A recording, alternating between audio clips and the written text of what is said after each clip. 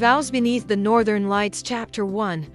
Vows Beneath the Northern Lights. When Lin Yue walked out of Orlando Airport dragging her suitcase, a steady drizzle was falling over Stockholm. The Nordic September already carried a chill, and she instinctively pulled her trench coat tighter around herself. As she looked up at the leaden sky and unfamiliar signboards in a foreign language, a nameless loneliness crept over her. This was her first time setting foot on Swedish soil. As an outstanding graduate of Tsinghua University's computer science department, she had received an offer from Nordstrom Technologies to work as a researcher in their AI development division. Her decision was met with strong opposition from her parents. Why should a girl go so far away? Sweden is cold and unfamiliar. But Lin Yue stood her ground. She longed for a breakthrough and wanted to prove herself in an entirely new environment. Dr. Lin, a clear male voice interrupted her thoughts. Lin Yue turned and saw a tall blonde man holding a sign with her name on it,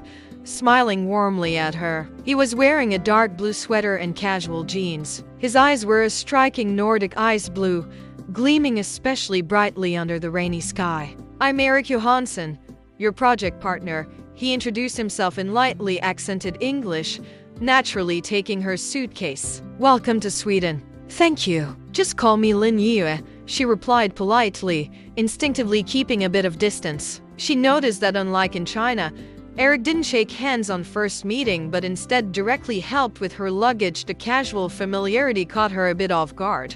On the way to the company, Eric enthusiastically pointed out sights along the road and explained Swedish customs and culture. Lin Yue listened quietly, occasionally nodding. The streets outside were clean and sparse, with few pedestrians, a stark contrast to the bustling streets of Beijing.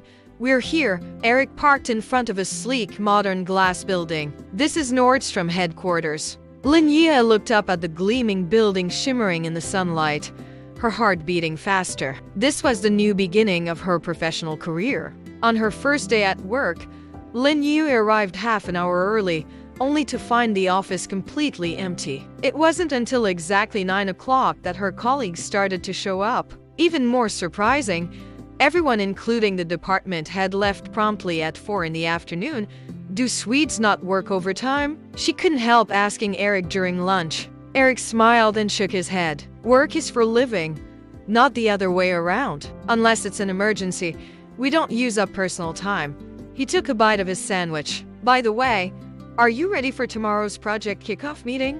If you're interested in this novel, please follow at Live Story 1234.